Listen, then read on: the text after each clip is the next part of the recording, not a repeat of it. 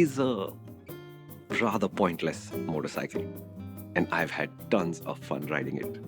In all honesty, it doesn't do much, and that is part of the format.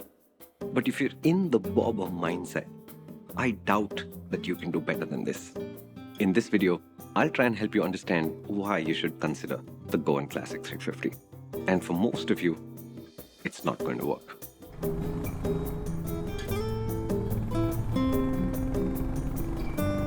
The bobber is a strange kind of motorcycle. The idea began in America as performance. You take this giant heavy behemoth and you take off the parts that don't do anything, bob the motorcycle, and hopefully it'll let you go forward a few inches per second faster. It does create attractive motorcycles, and today this is a popular fringe. Factories like to turn out bobbers because they're really easy to make. The functional requirement is very low, and they're usually variants based on some existing products, so the engineering requirement also is very low. They're the closest, I believe, that motorcycles come to being jewelry. There's attraction, there's desire, but underneath, it doesn't do much. The Royal Enfield Goan Classic 350, as bobbers go, this is a good one. The proportions are beautiful, the finish levels are decent, and it's got a surprising amount of equipment. This motorcycle is based heavily on the Classic 350, which is far more popular, which is a much more useful motorcycle.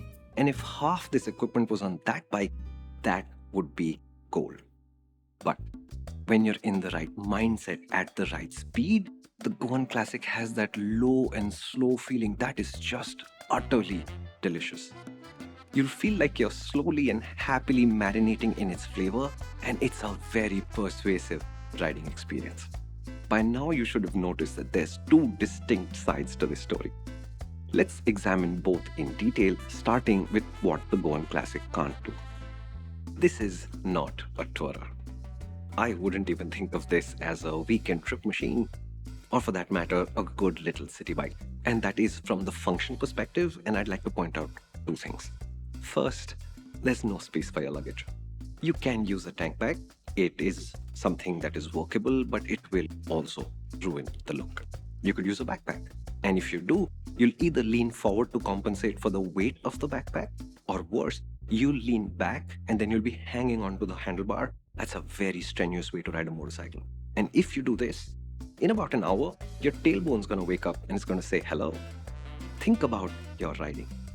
When was the last time you rode a motorcycle with only the contents of your pockets? That's the mode in which the Goan Classic works the best. Second, there's very little comfort on anything but great roads.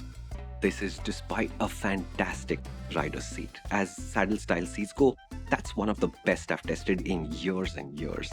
That is despite this tall handlebar, which on the motorcycle feels surprisingly natural. That's despite the forward controls of the Meteor, which on the Goan Classic don't feel like you're stretching out too far either. And this is a Royal Enfield Classic. So if you use the accessory lower bar or the Classic 350's handlebar, leave everything else as is, that would also create an interesting riding position. The lack of comfort comes from the bobber format itself. You see, that rear fender is metal, on it is the rear tail light cluster, etc., all of which is mounted to the swing arm and moves up and down as you ride on the road. That's a lot of unsprung mass, and the rear suspension, frankly, it can't do much. So this bike will have you out of the seat quite often, and here and there, you'll also manage to bottom it. Going slower over everything is the only solution that produces a bump in comfort. This is why it's not going to be great on the highway. It's a below average city bike. And honestly, for this price, eyes closed, ears plugged, hands tied behind your back, you can do better than this. What I mean is, you shouldn't consider the Goan Classic 350 if the intent is to do stuff with your motorcycle. Like, could you go to Ladakh on this? Yes, you could. But you're setting yourself up to be challenged on the most basic of things. And honestly, this engine is smooth and likable, and it doesn't help the Goan Classic's case. This motorcycle can feel slower even than the Classic 350. Out on the highway, I found myself repeatedly sitting at 80 kilometers an hour without thinking about it. And from that speed, overtaking traffic can feel both sluggish and strange. I wondered if Royal Enfield should just have made the J series a 400 from the beginning. The Goan Classic and the Honda 350 say they should have. I would have loved a lot more torque on this. That feeling is also true of the brakes. The front lever requires a lot of effort, and you'll start using a lot of rear brake anyway. And you'll discover that the Goan Classic can't quite put enough weight on the front contact patch, so ABS tends to kick in a little bit earlier than you expect. And it is important that you slow down once again, because speed plus speed breaker equals orbit. But motorcycles aren't always terrible just because there are gaps in their function. And the Goan Classic 350 is a stunning example of this. I really did hate it at the start for everything that it won't do easily. And then I found myself riding it. And again. And then some more, long after I was supposedly done with it. This is because the Goan Classic 350 has more flavor than all the chorizo in the world. A lot of that strong appeal comes from the design. The Goan Classic is based on the Classic 350, and it's easy to imagine someone at the factory taking parts off until, voila. But there's clarity, thought, and direction to this design. Just one line from the high handlebar to the low tail lamp, it is so precisely judged. I love it. Some of the paint schemes are a little bit out there, and maybe that's to your taste, but this simple purple, everybody looks twice. Passing Maharashtra villages during testing, no kid proved immune to the charms of the Goan Classic. They smiled, they waved, and they screamed at each other, "Haila, bike pug, bike pug." The Goan Classic is also surprisingly well equipped. There's polished levers from the larger machines, the tripper turn-by-turn navigation unit is standard equipment, and most importantly, this one has tubeless trims with color-matched anodized finishes and some of the best Seat tires I've tested across the entire range of Royal Enfields. It's a surprising equipment specification for what's meant to be a Spartan power-style machine. There is room for improvement. The tripper navigation's brightness, it needs a lot more control, the wiring could be neater, and yes, the switches and the mirrors are as annoying as they've always been. And still, the impression I have is of a premium Royal Enfield. In fact, I wish the company had gone the whole hog on the bobber and not just on cost efficiency. For example, you can unbolt the rear subframe and the seat, they're standard equipment with the bike. But the hangers for the pillion pegs, they are welded to the frame and there's just no way to get rid of them. But the stance, the blacked out parts, the white wall tires, honestly, I think this is the prettiest Royal Enfield out there right now, and to me, the best looking bobber from any of the factories, including Royal Enfield's own shotgun, which is no pushover on the looks front. And honestly, it's not just the looks.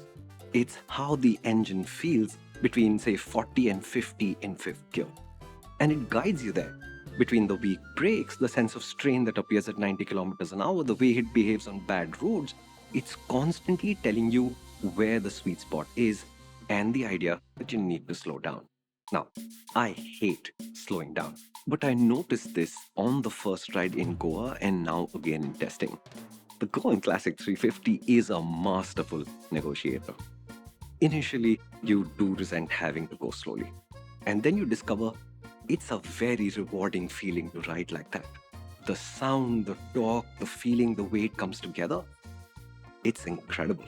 To me, this means a test ride is critical and you're not working out what it is capable of or not. You're working out whether this slow feeling is your feeling or not. Objectively speaking, I've physically felt the burden of this test. I had to give up my usual tail bags for a heavy backpack, and on one 350-kilometer day, I felt that. This ride quality and Mumbai's jarring concrete roads, they do not mix well at all. And it wasn't just me, the motorcycle felt it too. 180 kilometers into testing, the right rear indicator, it just flew off.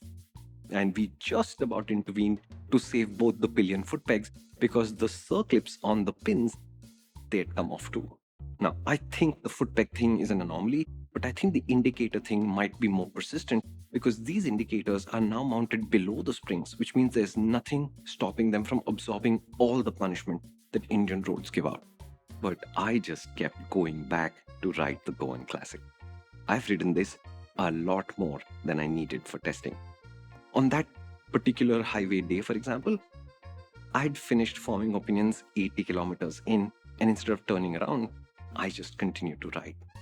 I've ridden this a lot more than I needed to, and I promise you, I've enjoyed it. So my recommendation is simple. If you're thinking single bike garage, a motorcycle that has to commute and carry the weight of your ambition and dreams, then the Goan Classic 350, any bobber, let's be honest, it's not going to work well. It'll place challenges in front of you for the simplest of things. But if you don't ride a lot, and what you do ride is casual and around town, and then what you're looking for is something jaw-droppingly pretty and packed full of flavor, then the Goan Classic 350, it comes into its own. We're all different. And look, for some of us, motorcycles are a casual passion. They don't have to have a point. That's the point that this oddly named incredible motorcycle makes.